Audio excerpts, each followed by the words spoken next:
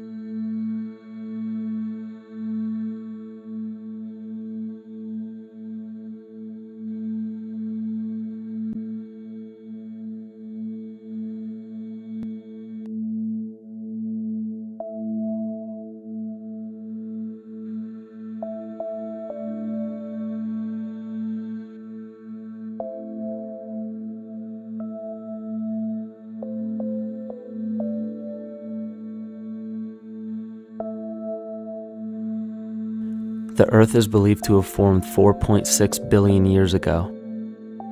Within the first 150 million years, it began cooling and releasing gases from the lithosphere, which created the earliest forms of the Earth's atmosphere. Prior to the creation of this atmosphere, the sun's ultraviolet radiation made for uninhabitable conditions. But as the Earth cooled further, water condensed in the atmosphere and oxygen accumulated, making way for organic compounds. This spawned single-celled organisms and then plant life. And down through time, the evolutionary chain continued. And then we arrive at a species that does not seem to fit as well as the rest. Homo sapiens' gestation period of 9 months mimics the 3.8 billion year evolution of all life on Earth. The human embryo repeats the evolution of all species. When the sperm and egg unite, this new creation is a single-celled organism. Within hours, this single cell divides and multiplies more rapidly than any other species. 4 weeks later, the embryo begins to develop gills mimicking aquatic life. A few weeks later, it develops lungs and a tail with reptilian appearance. From there, a mammal is recognizable, and then onto a primate form. It then sheds its laguna, which is the embryonic fur, and at last shows the characteristics of a human child. The human body is a community of approximately 50 trillion cells. Everything the body does, the cell does as well. Cells have respiratory and excretory systems. They feed, feel, think, and communicate with other cells. Trillions of cells make up a single organism called the human body, and billions of human bodies help make up the organism we call Earth. The Earth has more similarities with the human anatomy than you may think. Earth has its own electromagnetic generation, just like the human body. Research has found that a direct current of electricity flows through perineural cells found around every nerve in the body. These pathways are called energy meridians and have been used in the practice of acupuncture for at least 2,000 years. Dating even farther back is the notion of dragon paths or ley lines in which many megalithic structures and stone monuments were erected, marking the energy meridians of the Earth. These energy meridians are generated by the resonant frequencies of the Earth, called the Schumann waves. Each planetary body has its own resonant frequencies, and is determined by the circumference and diameter, as well as the speed of orbit and rotation. The Earth's resonant frequency starts at 7.83 Hz and ends with the 7th harmonic at 43.2 Hz, correlating with the 7 chakras. Ultimately, the greatest discovery of our Earth is its consciousness. A visible attribute of consciousness is an energetic field that governs the shaping of organisms. Morphogenesis is a scientific term to explain this very shaping of tissues, organs, and entire organisms. Consciousness is the creative force of the entire universe. It has been given many names such as God, Yahweh, Krishna, nature, the field, and divinity. The entire universe is in fact a single living conscious organism, with complete awareness of itself. The reason why it may seem difficult to comprehend this is because our understanding is typically limited by our language. When we hear the term conscious organism, we tend to anthropomorphize its definition. By giving it human qualities, we mistakenly look past what an organism truly is in the first place. The definition of an organism is any living thing capable of response to stimuli, reproduction, growth and development, and maintenance of homeostasis as a stable whole. Our universe does all of these things. The consciousness of our universe is responsible for the form and purpose that all matter assumes. The Earth's resonant frequencies are a result of its form. These frequencies are responsible for biological rhythms, such as menstrual and circadian cycles, as well as behavioral and emotional patterns. The frequencies are then picked up by the flora and fauna, which are biological instruments that respond to the wave patterns. The wave patterns resonate in the cranial structure of our head and converge in the center of our brain, which is where we find the pineal gland. The pineal gland is believed in many cultures to be the spiritual third eye responsible for intuition. Descartes called it the seat of the soul where mind and body meet. Each individual cell in our body receives an electromagnetic impulse from our central nervous system. They receive the very same impulse that was disseminated to every biological instrument from the earth. An explanation of our conscious universe has been attempted by religion, science, and philosophy. The neglect of biological nature from any organism causes illness. A divorce from nature, exile from Eden, confounding of tongues, they are all symptoms not of a biblical God or deity, but the true self. The greatest and only threat to ourselves is a loss of self, the death of our divinity. As we barrel through history with oceans of information, yet barely a drop of wisdom, we have to understand how we lost ourself.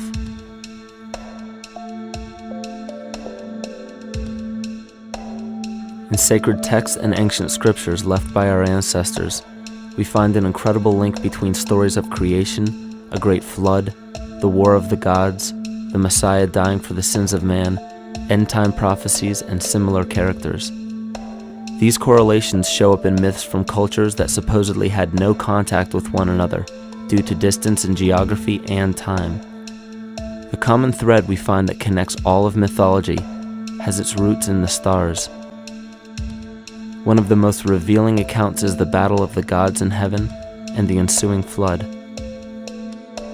In the Bible, Lucifer rivaled the Lord and was defeated and cast down to earth. In the creation myth of the Enuma Elish, we find a similar story of Tiamat being defeated by Marduk and cast down to the abyss of Apsu. In chaos, Tiamat, the mother of them both, Apsu and Tiamat's waters were mingled together, meaning that the chaotic waters of Tiamat were somehow mixed with the sweet waters of Apsu. Apsu was the Sumero-Akkadian god of the abyss beneath the earth. Tiamat, also known as Lucifer, was known as a serpent or dragon and was defeated by Marduk. Marduk was the father of Nebo or Mercury, and Mercury is the same mythological character as the Zoroastrian Mithra, the Egyptian Hermes Anubis, and the Gnostic Hermes Christos. The most recent version of Mercury, however, is the Archangel Michael in the Bible, who defeated Lucifer and sent him to the abyss of the earth, or hell. This story is steeped in astrological significance in the Bible and in many other ancient scriptures. This leads to an event in history that is recorded by many researchers regarding the cosmic upheaval and historic deluge. William Commonus Beaumont states, "The flood immortalizes the collision of a fallen planet, later termed Satan, actually a cometary body with our Earth." Consider what this reveals. He postulates that a planet, later termed Satan, fell to the earth, creating the flood we see recorded in the Bible and other myths. Lucifer, or Tiamat, was a planet known to ancient cultures as the Glistening One, the dragon of chaotic salt waters. The light from the sun illuminated this planet's water, which gave it a glow that rivaled the sun's own light, which is where we hear about Lucifer rivaling the Lord. The Lord in this case being the sun, which sustains and gives warmth to the earth.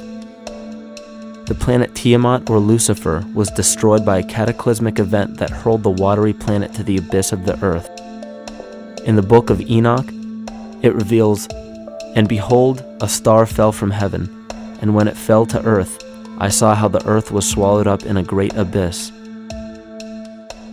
The myth of the Ute Indians states, "The sun was shivered into 1,000 fragments, which fell to earth, causing a general conflagration. Then Tawats fled before the destruction he had wrought.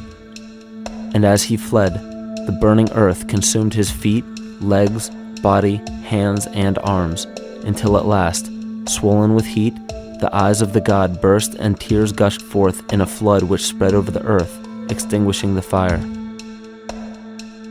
This myth resembles the translation of the Enuma Elish by Stephanie Daly in her book Myth from Mesopotamia, which explains that Tiamat's eyes became the source of the Tigris and Euphrates rivers. As written in the book of Revelations, "And there was a war in heaven. Michael and his angels fought against the dragon, and the dragon and his angels fought back. The great dragon was hurled down, that ancient serpent called the devil, or Satan, who leads the whole world astray. He was hurled to the earth." The Roman mythology of Ovid gives the story of Phaeton, which happens to be another name given to the watery planet Lucifer, or Tiamat. This story reveals that Phaeton was a child of the sun and wished to become the sun for a day. Phaeton attempted this feat, and eventually Jove, who is also known as Marduk, destroyed Phaeton, sending him crashing to the earth in flames and put out by a tremendous flood of water from a river unseen before. The common theme we notice here is that of a saltwater planet, the great dragon, Lucifer, Tiamat, or Phaeton, was defeated and fell to the earth, and now dwells in the abyss known as Hell, giving us the outline of the story of Lucifer rising up against the Lord and being defeated and banished to rule the underworld. As we know, however, an outline is but a shell of a story. The inner meaning, the spirit of the myth, comes with a deeper understanding of the essence of each planet, not just the physical planet, but the conscious core, because we know now that the proportions and velocity of a planet gives them their own characteristic frequencies, which govern biological and behavioral patterns. These planets reflect the archetypal psychology of man. In ancient times, probably the most important field of research was the study of the heavens. Galactic bodies and their movement through the sky were known to be symbolic of the inner faculties within human consciousness. Within all organisms, outdated science has only explained the physical world measured by our five senses. Only in esoteric religions, mysticism, and quantum fields of science are we to find any attempt at explaining where thoughts and emotions fit into the sense-perceptible world. We also understand now that humanity is a community of cells within the organism of the Earth. The Earth, therefore, is a higher organism that shapes our form and function. This higher organism and all other planetary bodies are governed by consciousness, just as we individual humans are. Therefore, the Newtonian belief that galactic bodies are nothing more than lifeless forms floating in space is tantamount to claiming that we humans are nothing more than a composite of elements in motion. We know that this is untrue because we feel, we think, and furthermore we see the result of our consciousness creating what we call life. Plato wrote, "This world is indeed a living being, endowed with a soul and intelligence, a single visible living entity containing all other living entities, which by their nature are all related." Furthermore, the cosmos is a single living creature which contains all living creatures within it. And in an article out of the Sufi journal, the author writes, "The world is a living spiritual being." This was understood by the ancient philosophers and the alchemists who referred to the spiritual essence of the world as the anima mundi, the soul of the world. In scriptures, We hear of the claim that angels guide the inner soulful actions of people, or that the gods wield influence over man. Most ancient spiritual and scientific teachings held the belief that the hierarchies of the gods, angels, archangels, archai, all the way down to the cherubim and the seraphim, are the hierarchies within the human psyche. In this way, we must understand that when the whole of ancient myths and sacred scriptures speak of spiritual influence from a higher being, they were speaking of archetypal forces that are inherent within us, not an influence from an external source. This is where we begin to see the relevance of astrology as an ancient form of science that resurfaced in the 19th and 20th centuries under the name of psychology.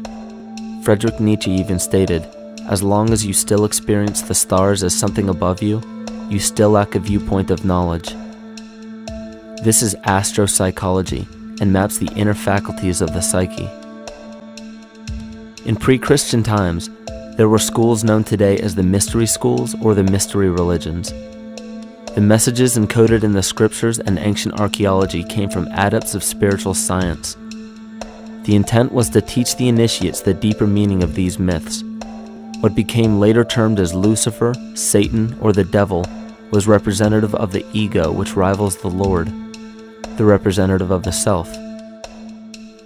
The true self is the epicenter of a person's entire being. It is the total sum of everything that we are. The false ego, on the other hand, is the idea and concept we create about ourselves in the course of our lives, which typically excludes any qualities we don't wish to accept about ourselves. However, humanity has been endowed with the freedom to choose either to obey the true self or to give in to the temptation of the vanity and materialism of the false ego. This is the most notable trait that separates man from animal: our freedom of choice, the choice to follow our concepts and ideals or our natural impulses, the choice to sustain nature or to destroy it. This freedom of choice weighs on the fate of the entire organism that we call humanity. Cancer begins with a group of cells within a community that fail to communicate with the conscious signal of the organism. Those cells begin to grow out of control and spread to other areas of the organism. This very disease is evident in our world today.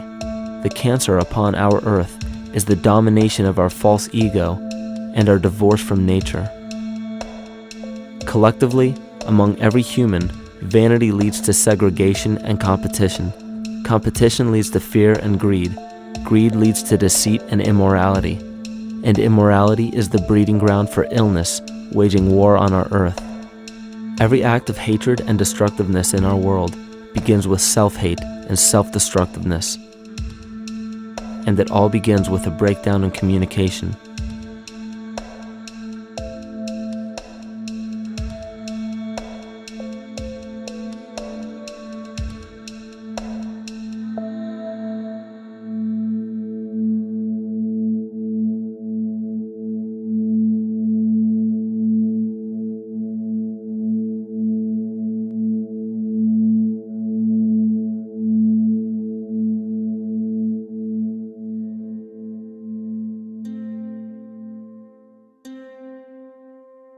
In nature, all that we perceive with our five senses is a result of two fundamental principles.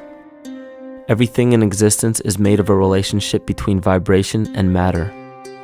Vibration is a masculine creative force countered by matter, which is a feminine receptive force.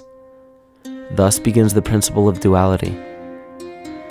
We see this duality in ancient myths and philosophies, yet only those philosophies and scriptures that were perverted and raped of the original meaning gave the impression that one polarity was good while the other was evil. The original sages, adepts, and shamans taught that both are necessary, and one would not exist without the other. These two important principles come together to form all things in the universe. This is Kymatica. Even language, logos, the communication of any and all things in nature, depends upon this principle. Pete Peterson, in his works Cymatics, The Science of the Future, stated that nature shows examples of Kymatica in everything. This phenomena is found to be one of the prime forces that moves biological evolution along its path. Dan Winter reproduced an experiment to prove that the ancient languages of Hebrew and Sanskrit, when spoken, create a vibratory frequency that moved matter into sacred geometrical patterns. Upon further investigation, Hebrew, Sanskrit, Aramaic, Arabic, and other elder dialects have older roots in a parent language of Gaelic and quite possibly an even earlier origin. In Swami Murugesu's The Science of Mantra, he claimed that when a person chanted specific words in Sanskrit while filming a burning candle, the intensity as well as the color of the flame would change due to the frequency that the word would emit. This same science has been shown to lower and raise blood pressure. And in his own words, certain sounds can affect their circulation and nervous system. Whatever change such vibrations cause extends to the mind of a person and also to the surrounding atmosphere, causing warmth or coolness. All this can be known by study and shown by practice. This rediscovered knowledge of the science of sound shows that sound is something more than mere vibratory signals. Not only does sound interact with life, but it sustains and develops it. It acts as a conduit of conscious intent between people, societies, and entire civilizations. Yet the psychic illness we endure due to the domination of our false ego is reflected in the collective. Our psychological schism has shut us off from communicating correctly with our inner self, which is exactly how cancer cells within the body operate. In the collective, we have created a language barrier between humanity and the rest of nature, acting as a global cancer. Recorded in history, the efficacy of the ancient languages has been severely uprooted. The alphanumeric translation from Hebrew to English shows a complete reversal of the two languages, giving the cymatic effect unnatural results. Dr. Leonard Horowitz stated in his work on DNA, 1/3 of the sensory motor cortex of the brain is devoted to the tongue, oral cavity, the lips, and speech.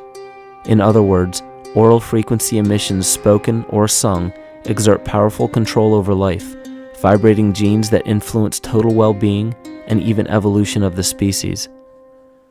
A degradation of language in this case is shown to affect biology. If something as basic and important as language can be degraded and devalued to such a degree, yet never questioned, what else might we be missing? Think of an aspect of your life that dictates the limits of your freedom. Government and law enforcement, insurance and pharmaceutical companies, taxes, building permits, driver's licenses, and more. There are hundreds if not thousands of stipulations, regulations, and boundaries on our freedom. And out of the ones that were just mentioned, how many have you researched to find out whether they apply to you or not? Let's look at the forms of law that we currently acquiesce to.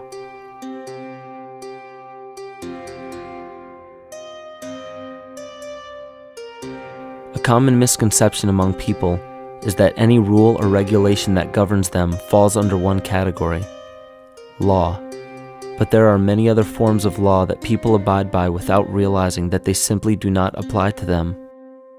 Another misconception is that a nation's constitution gives us our rights. A constitution does nothing more than list the rights that we already have. We are born with inalienable rights, endowed to us by our Creator. They are not given to us, and they cannot be given away.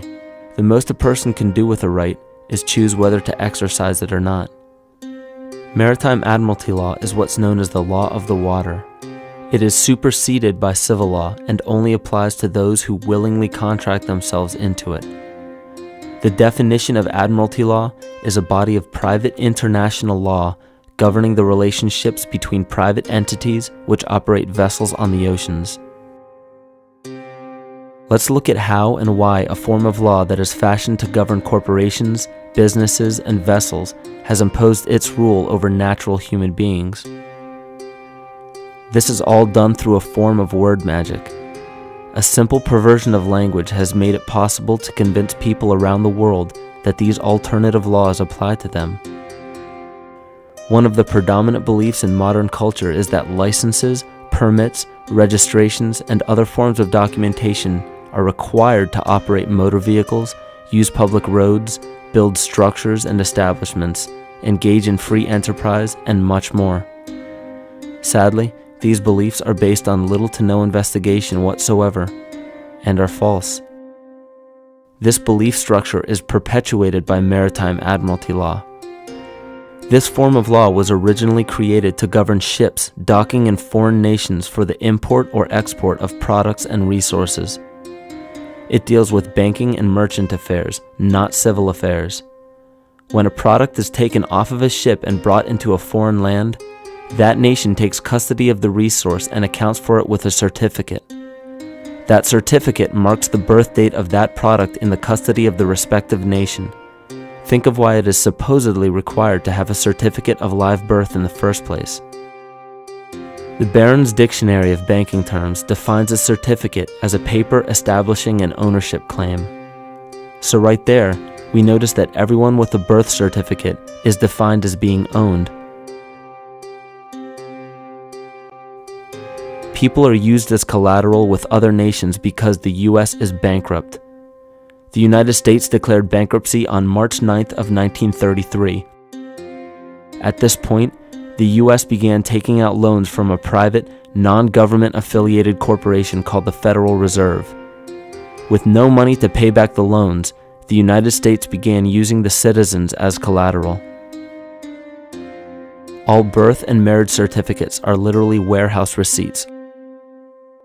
Just look at the similarities of warehouse receipts and birth certificates. Both document the date of issue, a serial number, registration number or receipt number, a description of the product, and an authorized informant to notify the appropriate government agency. With all of this information being readily available, the majority of people are unaware of their involvement with maritime admiralty law. This is possible through the manipulation of language. This admiralty law changed the meaning of the word person from a natural living person to a corporation. Driver's licenses, vehicle registrations, auto insurance forms, building permits, gun permits, work permits, tax filing documents, birth and death certificates, traffic citations, and many other forms of documentation that were once believed to be absolutely necessary only apply to persons or corporations. Upon signing such a legal document, you are indirectly waiving your rights under the Constitution and lowering your status to that of a corporation that is created with the same exact name as you. The only way to reconcile your true name from the name of the corporation is to take notice that the corporation has its name in all capital letters. This is known as capitis diminutia maxima. You may take notice that your driver's license, birth certificate, social security card, insurance cards, and more use all capital letters to legally represent the corporation with your name, not you. The corporation is known as an artificial person, whereas you, the human being, are known as a natural person. This deception goes even deeper when it comes to the courts that we attend. When showing up to court, you will notice that there are seats for witnesses behind a wooden fence or barrier. The defendant must cross through the entrance to the other side of the barrier where the plaintiff and judge sit. This act symbolizes the boarding of a ship. At this time, business can be conducted in maritime admiralty law. The judge, acting as captain or banker, is responsible for settling the balance between the two sides. This is why there is always a monetary value involved in any court case. The captain is simply dealing with banking and merchant disputes. Once the balance is paid, the case is closed. To turn the court case away from admiralty law where your rights are not protected, you must avoid agreeing to represent the artificial person. This is done by stating that you are the natural person. You don't have a first or last name because those imply corporate title. In a court case, you may state that the court takes judicial notice of your honor's oath of office. Every judge must take an oath of office to practice law, yet you must make it clear to the court and the jury that the judge is acting as judge and not banker. Remember that you are a natural human being of the earth. You are not governed by anything but your own consciousness. Laws are created within a society. The society that created the laws we see being enforced today is called the Law Society. Yet the most beautiful part of this entire deception is the fact that we are not part of the Law Society. so their laws do not apply to us. Judges, lawyers, and law enforcement officers, they're all part of a society. Within that society, they've created their own language that's deceptively similar to English. They have these little things called statutes, acts, and regulations that seem like laws, but they really only apply to those within their society. So that basically means all the traffic violations, minimum age requirements, and everything except for damage to another person or their property doesn't really apply to the natural person. Laws only apply to those within the law society. The game being played is an illusion. You can simply choose to open your eyes and reclaim the freedom that you were born with, bound by nothing but the limits of your imagination.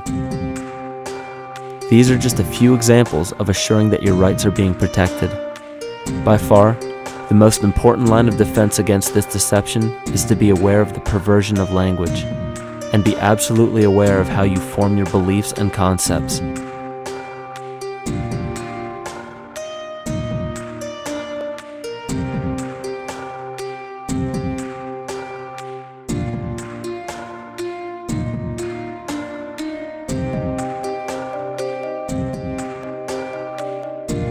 In all forms of the perversion of language, there is a mirror reflection of this in the microcosm of the psyche.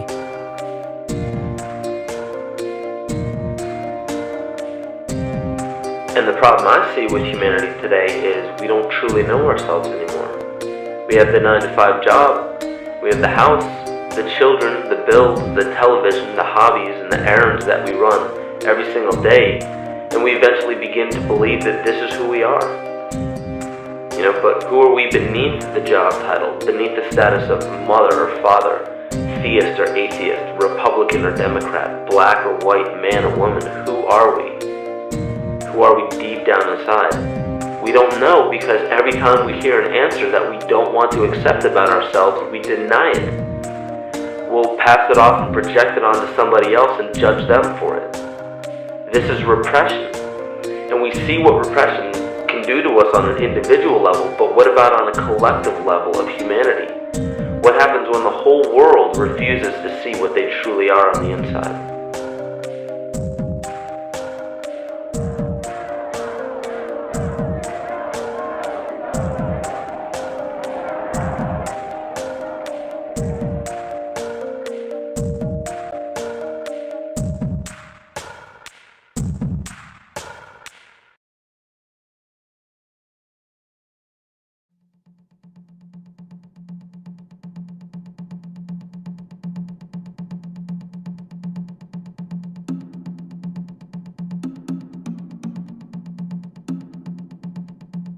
Carl Jung discovered that there is a collective unconscious connected to all humans, meaning that the whole of humanity shares a single mind with one another.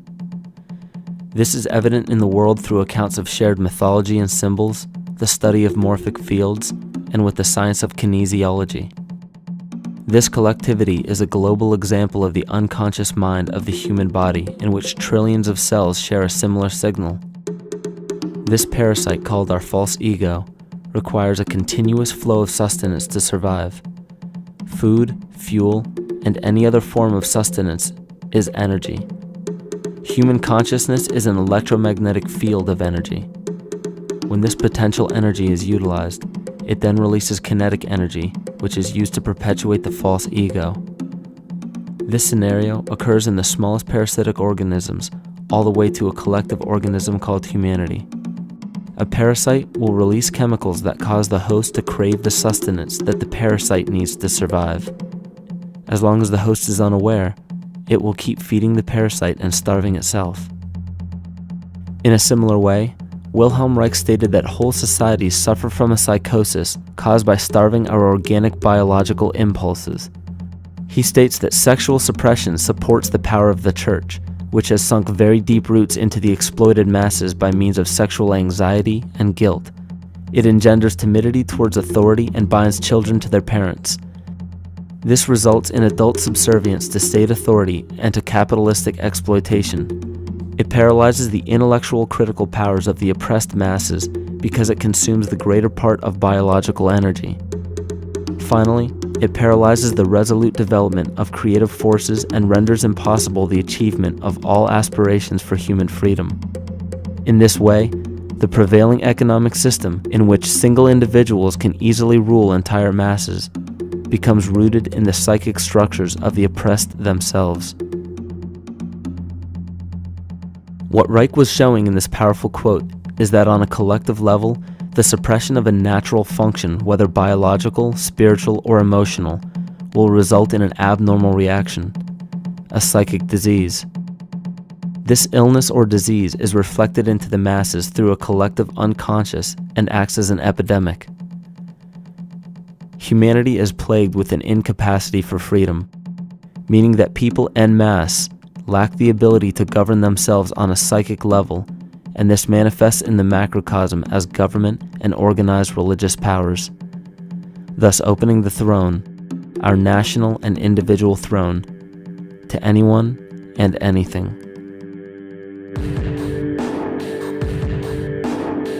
Enter the infamous rulers of the earth, the patriarchs of civilization, political, social, economic, and spiritual dictatorship, psychic tyranny.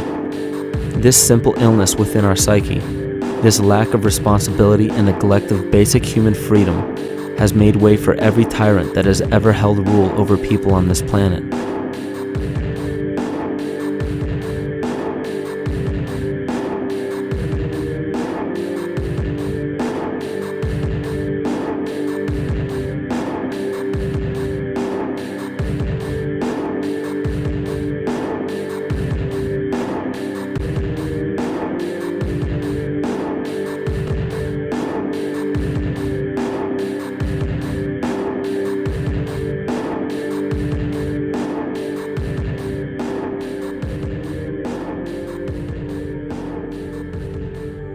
But these oppressive tyrants that are demonized by the masses are no different than us.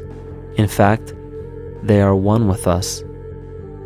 In the book The Prophet by Khalil Gibran, he poetically states, "I say, as the holy and the righteous cannot rise beyond the highest which is in each of you, so the wicked and the weak cannot fall lower than the lowest which is in you also."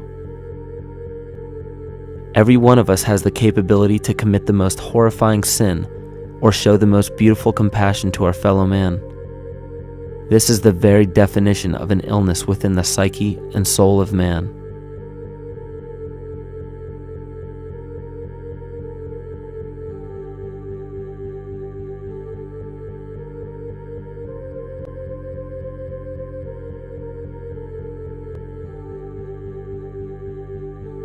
Think of any position of power that you believe to be above you. Royal families, government leaders, the United Nations, financial organizations, corporate monopolies, and media juggernauts. These are all facets of our false ego. They are the physical advent of our own sickness. They require our conscious participation, our conscious energy to survive. Because without our cooperation, without supplying them with the sustenance of complicity, they starve. Their very nature depends on our desire to be ruled, and a typical symptom of the illness among humanity today is our continuous denial of our illness. Repression. We consistently repress those qualities we choose not to accept about ourselves. This is why it is so difficult to see the false ego and its multiple manifestations for what they truly are.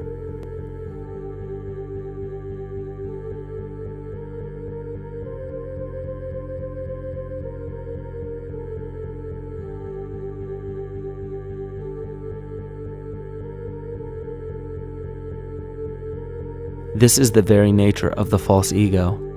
It acts as a red herring to distract us from the freedom we truly have. For this psychic parasite to survive, it must supply us with a chemical that will cause us to remain dependent upon it. In this case, the sustenance is our conscious energy. And in order for us to feed it to the parasite, the chemical of fear causes humanity to crave protection and defense.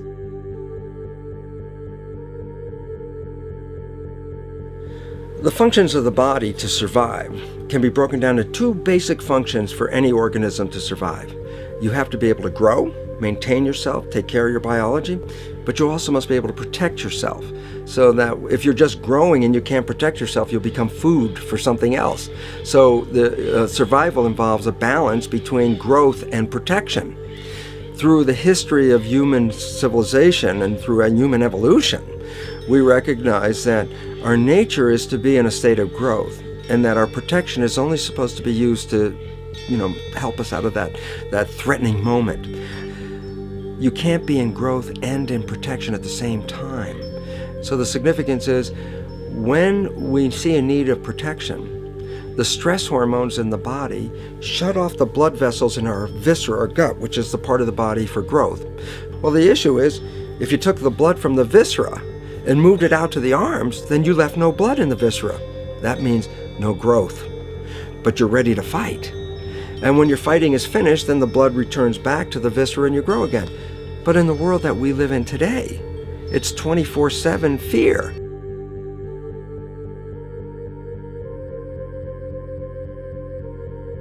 So we have a continuous dripping of that stress hormone into the body. It's just dripping all the time, getting us ready to run or fight or flight at any moment at the drop of a hat. We're ready to go because we're on guard. Well, the problem is, what does that mean about your allocation of energy? And it says, we're spending most of our energy in protection. You cannot survive if you're in protection all the time.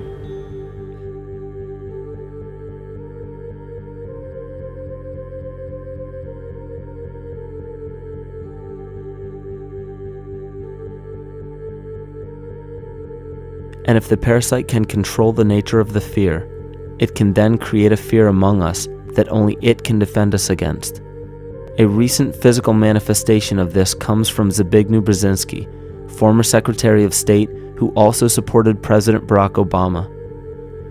In his book, The Grand Chessboard, he states, as America becomes an increasingly multicultural society, it may find it more difficult to fashion a consensus of foreign policy issues, except in the circumstance of a truly massive and widely perceived direct external threat.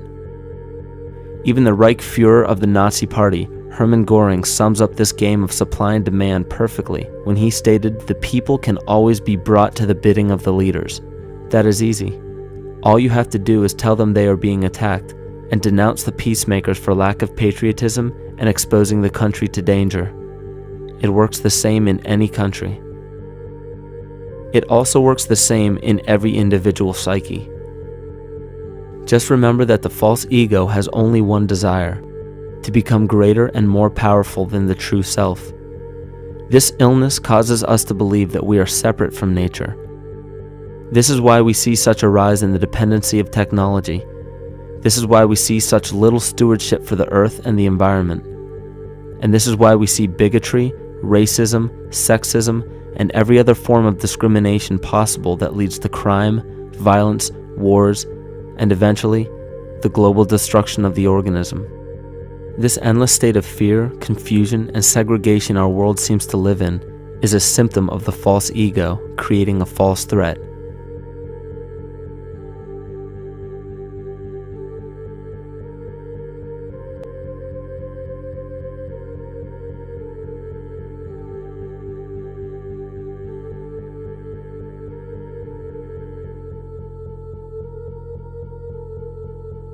Many of the United States presidents have blood relations with each other.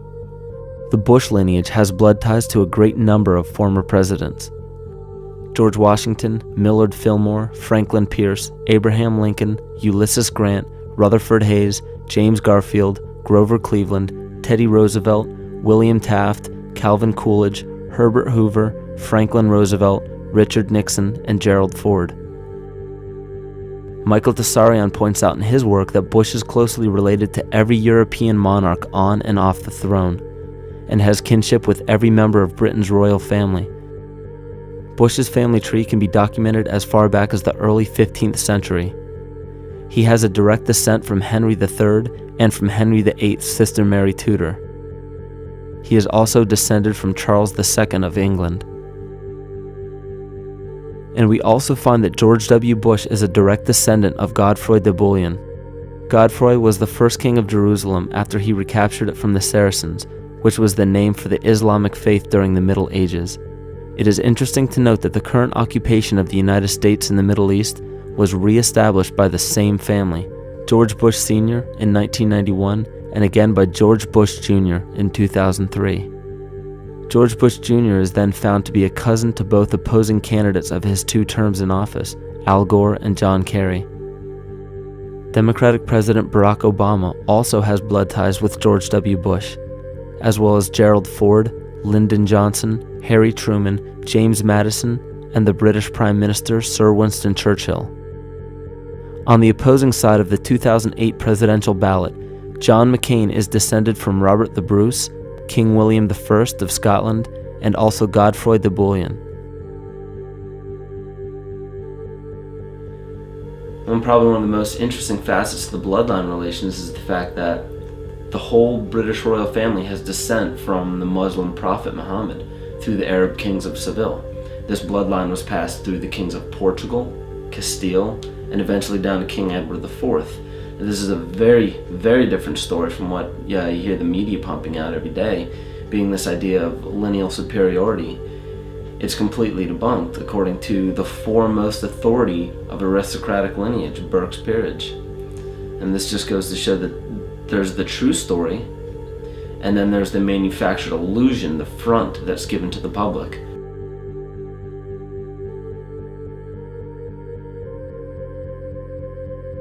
These blood ties go on and are documented thoroughly through literature such as Burke's Peerage and other comparable books. The point of all of this is that we find not just the same people, but the same intent within the people who have held high positions of monarchy, dynasty, aristocracy, and democracy in the past and present, and they are all related by a physical and symbolic link. This bloodline carries the symbol of our illness.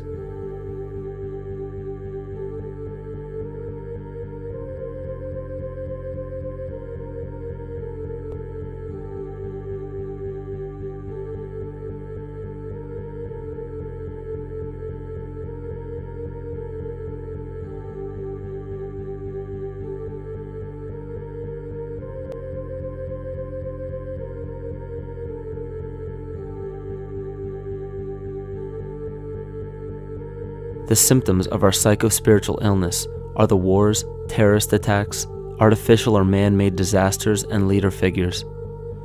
As long as the people remain oblivious to their inner drives and inner nature, they will always fail to recognize why these events take place and why these figures rise to such powerful positions.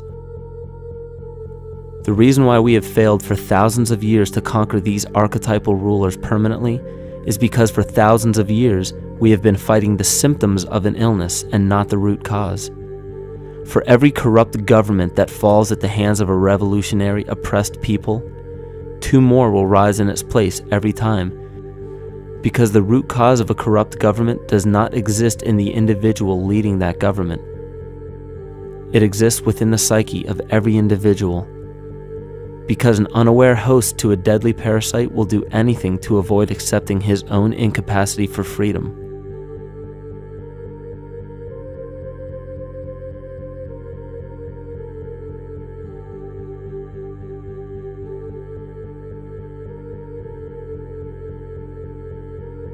We are so bereft of sanity in this world that those few who simply stop projecting onto others and begin facing their own demons are seen as neurotic. An article written in the 1950s states that studies showed that individuals who had been isolated from their familiar social and cultural environment became neurotic. This shows that when those individuals had no object to identify their darker emotions with, they began to see these things in themselves, that which they refused to recognize before, and were unaware of why they appeared and how to cope.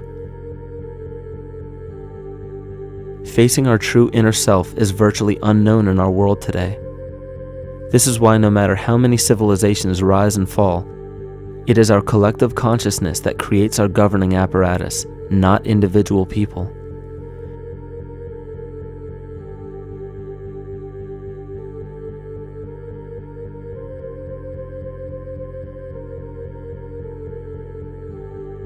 and after countless attempts, you would imagine that people would realize that a physical retaliation may not be the solution.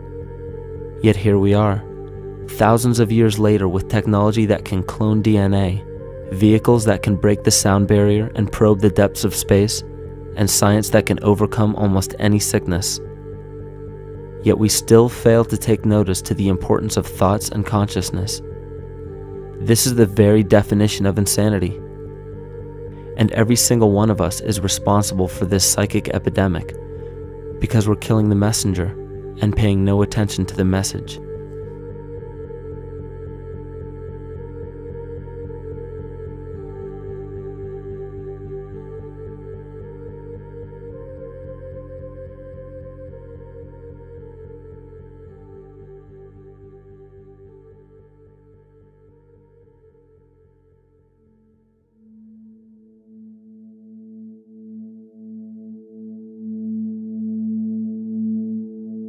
During the 1990s, 3 Nobel laureates in medicine advanced research that revealed the primary function of DNA lies not in protein synthesis as widely believed for the past century, but in electromagnetic energy reception and transmission. Less than 3% of DNA's function involves protein manufacture.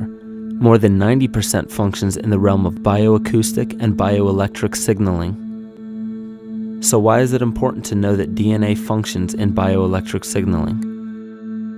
HeartMath Institute has discovered the heart and brain maintain a continuous two-way dialogue, each influencing the other's functioning. Although it is not well known, the heart sends far more information to the brain than the brain sends to the heart, and the signals the heart sends to the brain can influence perception, emotional processing, and higher cognitive functions. The heart also generates the strongest rhythmic electromagnetic field in the body, and this actually can be measured in the brainwaves of people around us. We are quite literally an electromagnetic expression of our highest cognitive function. The behavior of electromagnetism is evident throughout the world as dualism.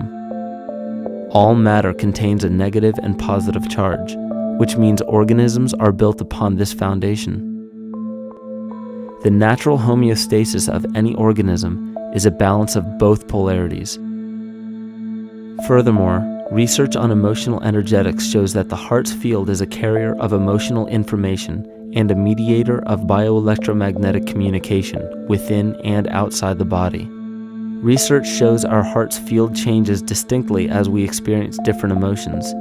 It is registered in people's brains around us and apparently is capable of affecting cells, water, and DNA studied in vitro. Fear. The chemical supplied by a collective parasite creates a distinct bioelectric signal given off by the host. This signal is disseminated to the organisms within our community and will grow outward through the entire organism unless it is counterbalanced by an opposing force. Dr. Fritz Alan Popp discovered that the cells in our body communicate through biophotons, which are tiny particles of light that are single units of an electromagnetic field.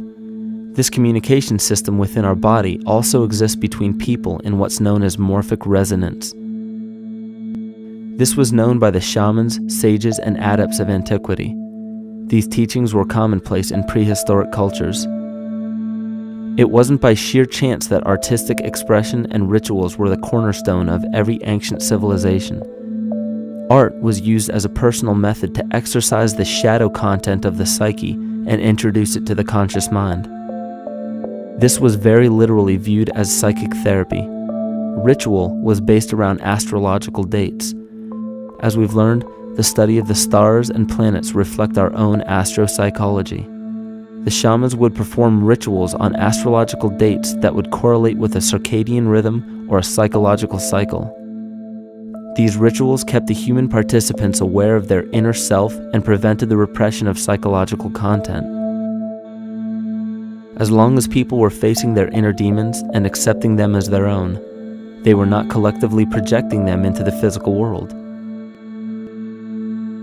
If you bring forth what is within you, what you bring forth will save you. If you do not bring forth what is within you, what you do not bring forth will destroy you. The progeny of our psychological disease began growing rapidly after a series of catastrophes forced the collective into a somatic state of fight or flight. This lowered the immunity of the population by introducing a state of immense stress. Our body becomes more susceptible to illness under stress. In this manner, humanity fell ill when entire bodies of land were swallowed up by the floodwaters. This uprooted many tribes, chiefdoms, and civilizations from their homes, and their ritual practices that were used as a conduit for psychic wellness were put on hold in order to survive the catastrophe and seek new homes. The shamans were spread to many new areas of the world. This information has been suppressed. We are made to believe that advanced civilizations such as ancient Egypt and the Mayans of Mesoamerica came about with no prior rudimentary remnants or evidence of evolving intellectual artifacts to bring them to their peak. We are meant to believe that their incredible knowledge of mathematics, astrology, agriculture, economy, polity, and architecture came out of nowhere. This leads many researchers today to the understanding that the origins of these civilizations have been suppressed. Not surprisingly, the force that has guided the suppression of this knowledge comes from the exact bloodline of the political and religious leaders stated previously. These are some of the notable book burnings and suppression of important texts in our history.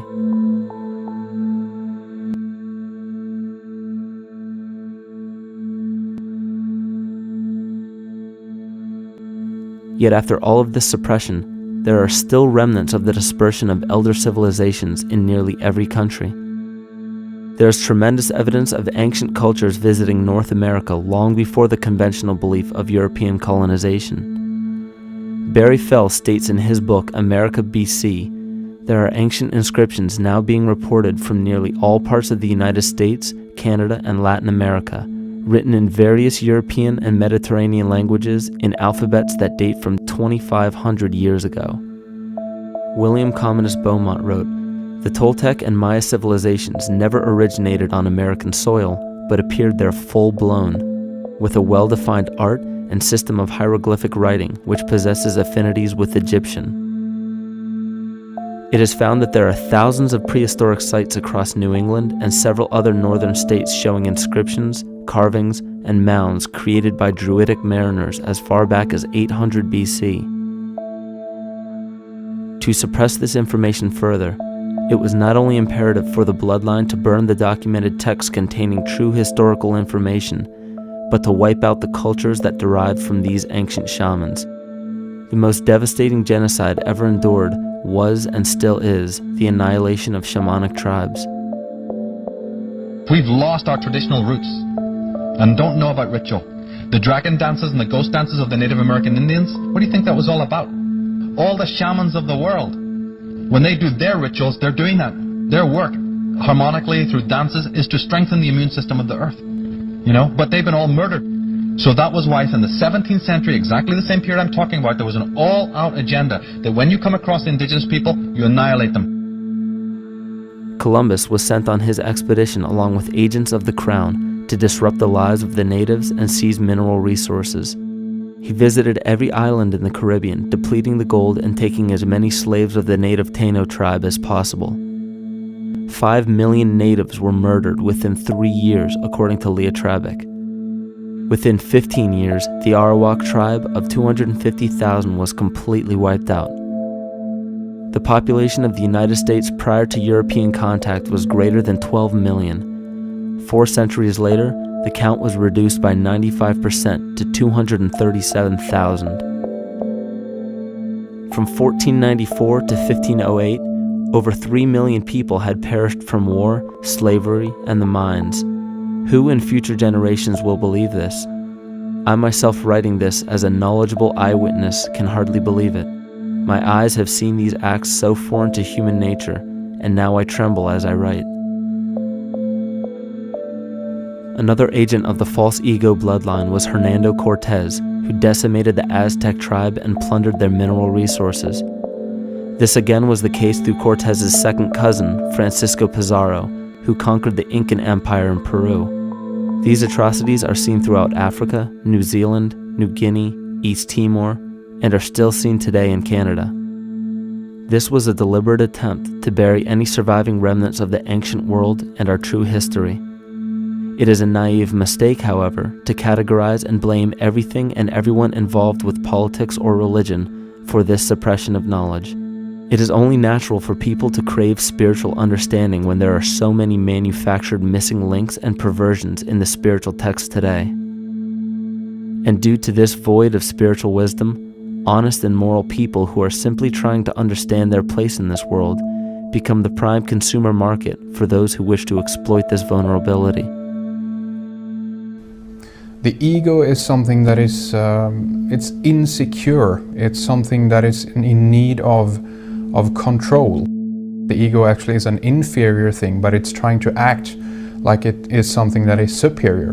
Hence this schism occurs between the ego and between the unconscious or the self. There's a kind of a messiah complex at work here as well, I feel, that we project the savior type ideal on someone, and we expect them to save us, and we're not willing ourselves to kind of deal with this and get to the root of why we perhaps feel insecure, or why we feel we don't have enough power to run our own lives, basically. If we look at the New Age movement, for instance, which is another kind of trap in all of this, where people might end up actually, they're looking for something so bad that they're taking all these things that are handed to us or to them, but it's not really based on any real understanding. It's still kind of coming from a religious type of perspective. People are genuinely seeking something new. They're genuinely seeking a new type of spirituality, or to better themselves, or to change something, but this is being hijacked. And what they actually do is that they lead you into another type of group mentality or new age religion, whatever it is, and people still are not able to kind of really break free from that and follow their own journey or their own path, which I think is very important in all of this.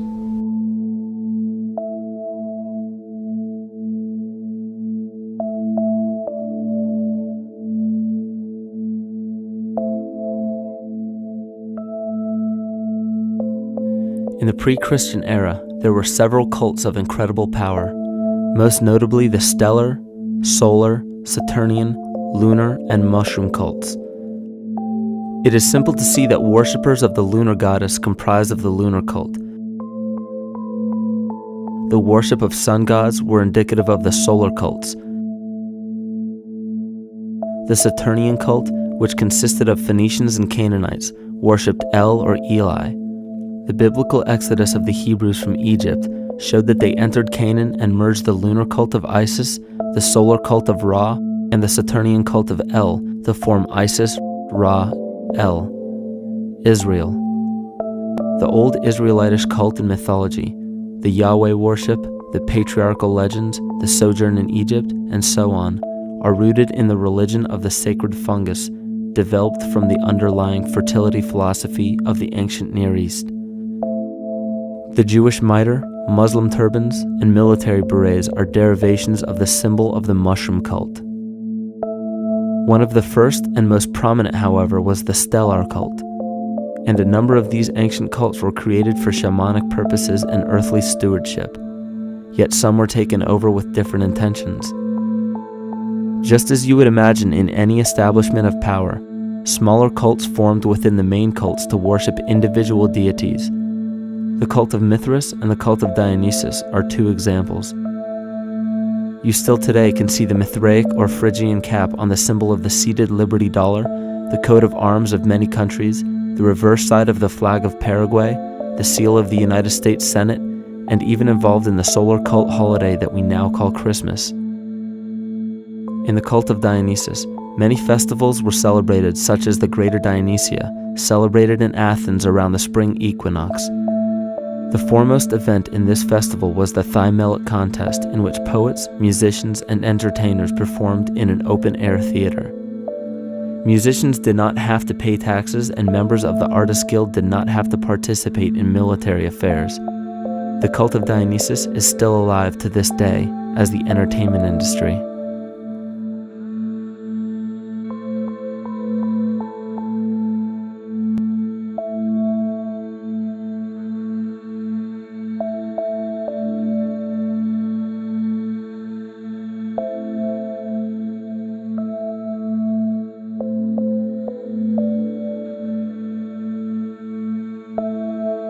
These cults still exist in many important positions of power throughout the entire civilized world. Yet the most important function of these groups is to manufacture the consent and complicity of the people. The conscious mind is the creative mind. It's the one that has your personal identity into it. It does the real thinking. And then there's a subconscious mind. Well, there's no entity in it. The subconscious mind is the equivalent of a tape player. It records behaviors, and then at the push of a button plays a behavior. It's automatic. It's a very convenient thing because then we don't have to relearn all the time. Once you know it, you can make a pattern. The problem is that the basic patterns of belief and behavior that are programmed in the subconscious mind came from our teachers, primarily our parents, our family, and our community. So most people don't even understand how easily we're influenced by our environment. Every person that we encounter, every single situation that we're faced with, every little word that's said on television may not seem too influential to our conscious minds, but your unconscious is designed specifically to let every environmental signal influence you without your awareness. So the question is, are we leading conscious or unconscious lives? And now neuroscience has told us in the unfolding of our lives, only 5% of our life is controlled by our conscious mind, and 95% of the time controlled by the subconscious with programs from other people that were installed in there. And the problem is, it means when those programs are playing, we don't see them. And the skeptics will sit there and say, consciousness, archetypes, astrology? No. We create things with our hands, not our minds. Archetypes aren't physical. They can't influence me. But when you think of the fact that we're only conscious of this small little fraction of our behavior, what we don't realize is that entire countries, entire civilizations that think they're free and independent, but are unconsciously too afraid to be free and independent, they will beg to be governed. And if they can't do it themselves, who do you think will consciously or unconsciously take that responsibility? It usually ends up being that strong, masculine, animus archetypal figure. When we think we're in danger, we're not looking for our mother to nurture us. We want our father to protect us. And right on cue with the age of fear, this age of catastrophe, the age of this parasite, we see masculine domination. And one of the primary conduits for giving our responsibility and our conscious energy away is money. We surely don't want to admit that our dependency on money is flawed, because that would imply that the fault is our own. And God forbid we take responsibility for our lives, so we blame the money. This is the cornerstone of the entire illusion being built around us by the false ego. Money is said to be the root of all evil, yet it cannot be evil because money is only a symbol. Symbols carry only the faith and spirit of the observer. This means that the symbol of paper money evokes and surfaces the evil intentions and inherent flaw of our false ego. Money only exists because we agree to accept it as valuable. And to further illustrate our incapacity for freedom, we've given the control of our faith-based money to a private corporation instead of the federal government.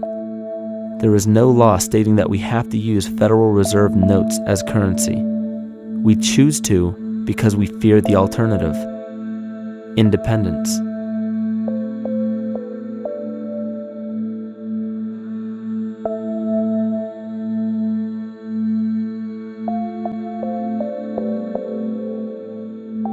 But it's not even really about money, it's about energy, because money is simply this material thing that allows billions of people to crave just one thing and put their energy into the same thing. It's not the plasma TV or the house or the lifestyle or the job or the significant other or the status that we're really after, because we know that we're empty.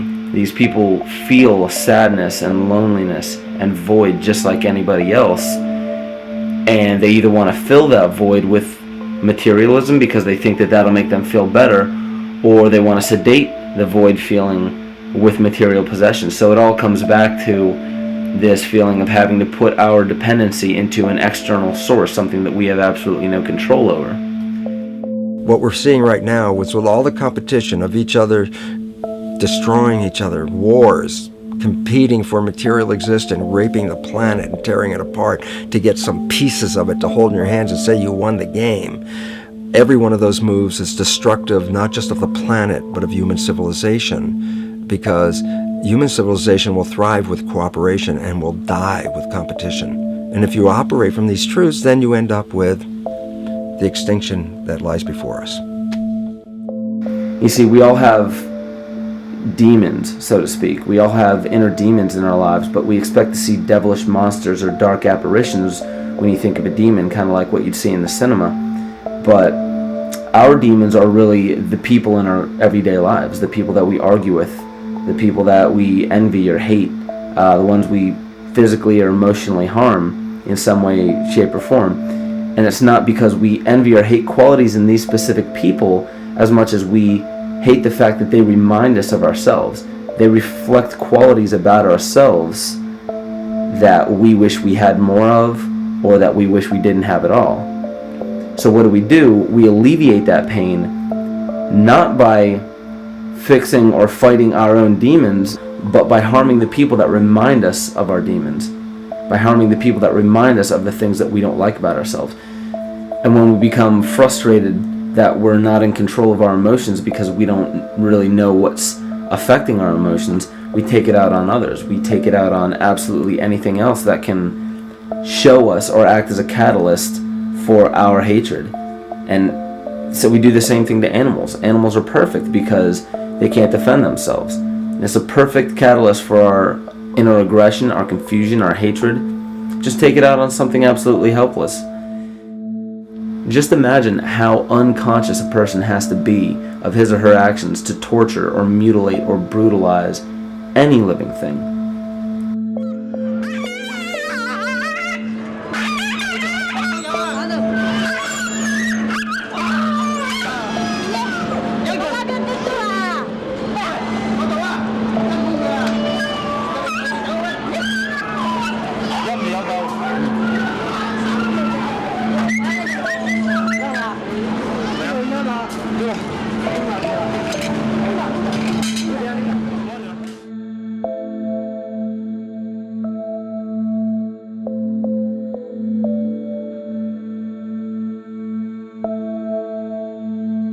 His goat's down and he'll be here and we can, ouch, Ooh, he bit you. Look at his tail.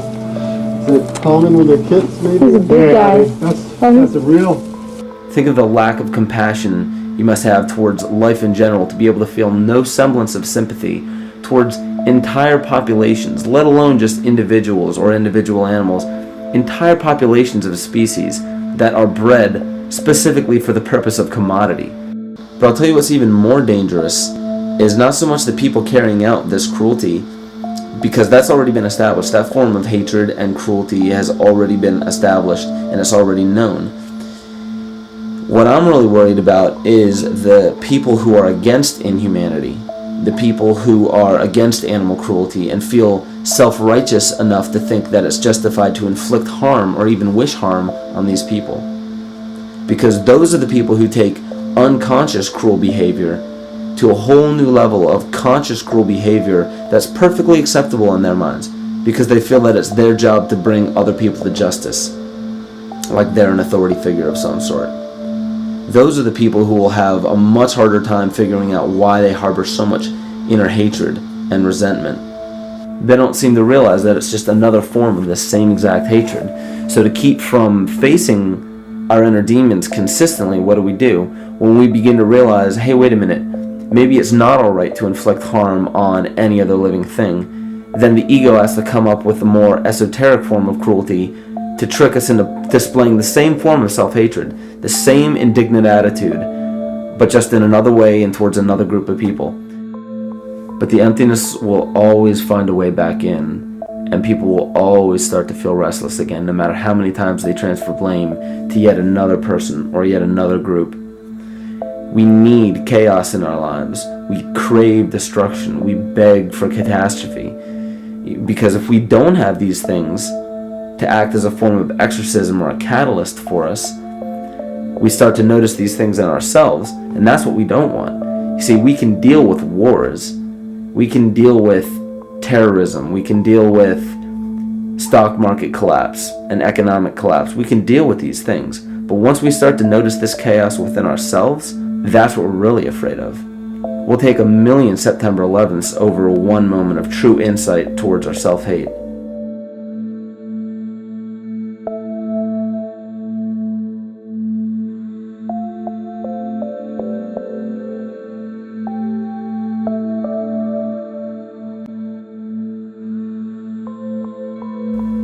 And you know, the most interesting part of all of this is we encounter things every day, every single day, that we either accept with open arms or that we reject violently. The interesting part is not really what we're accepting or rejecting as much as what it is inside us that makes us feel compelled to a certain thing or repelled from a certain thing. There's this fundamental dual behavior of muscular strength or weakness, attraction or repulsion. And what's interesting about this is when you realize that consciousness, awareness, that intangible essence that animates all matter into what we see around us as life, that is where you will find the origin of this dual behavior. It's been explained as the inhalation and exhalation of Brahma, the contraction and the expansion of Ahriman and Lucifer in an anthroposophical setting, the active and the passive qualities in electricity, the masculine and feminine qualities, yin and yang, existence and nothingness. These are all ways to explain the same behavioral process that begins with awareness, it begins with consciousness. And if you get rid of all the images and concepts in our minds of these sayings in your head and just try to feel the difference between the two polarities, you'll begin to notice that all of the different scenarios and possibilities that are playing out in the world all spawn from this common origin. You'll have 1,000,000 people telling you why the Bible is supposedly the Word of God and that you should follow it word for word. And then you'll have another 1,000,000 claiming that it's a form of mind control and not to believe any of it. Everybody will tell you to beware of this or watch out for that. This is good information, this is bad information. And I just have to wonder, what makes anyone an authority figure enough to say that something is true or false? And why are you denying or accepting anything based on the suggestion of another person? Why aren't you making that decision for yourself? Information is information. There's no such thing as good or bad information. It's all what you do with it. I say let everything be your Bible. Give every piece of information, every person, every event or scenario or situation an honest and open mind. Because then it's your responsibility to respond to it in the way that you choose. Not following the herd, not following convention, it's your responsibility. And that's the point when, no matter how many people tell you you're wrong or right, you're not dependent upon their approval. If we at least question our own actions, question our own thought process, and make a conscious decision to what we feel is right every single day, that's what I believe to be divinity. That's true shamanism. And that, to me, is what it really feels like to be alive.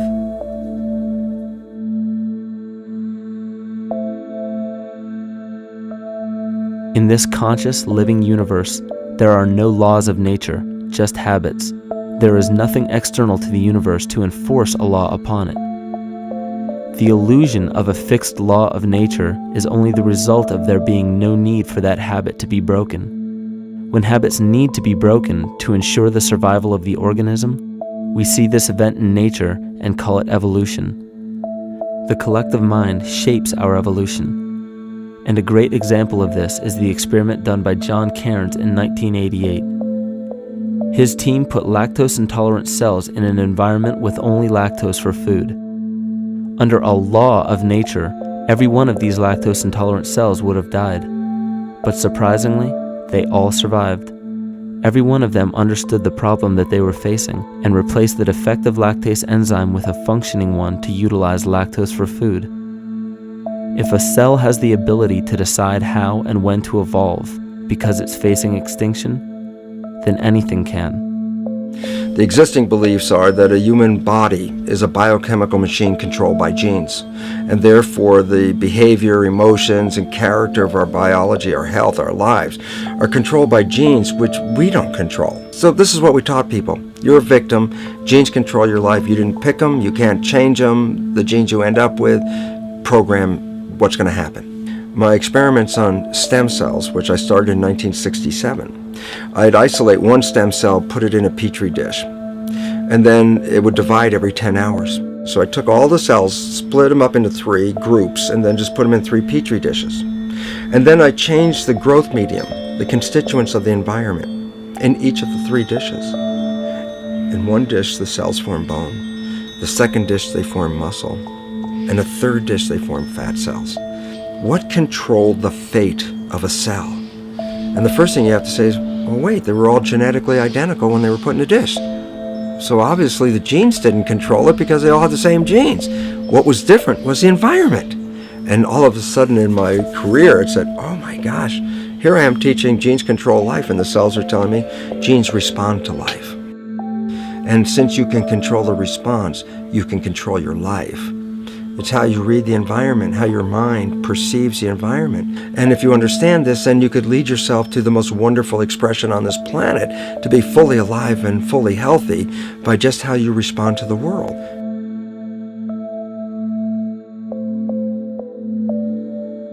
In the face of financial collapse across the world, political and religious wars raging tirelessly, and an ever-growing feeling of being lost and void of meaning, there is a great amount of energy being pushed to the surface of the collective mind. Evolution does not come about gradually. It happens in spurts and fits, and comes about due to a tremendous need for the organism to survive.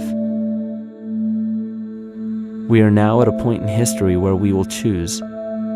We will choose to become sovereign or remain dependent, to face our true self or continue fighting a ghost, to become well or allow this disease to grow, to live or to die.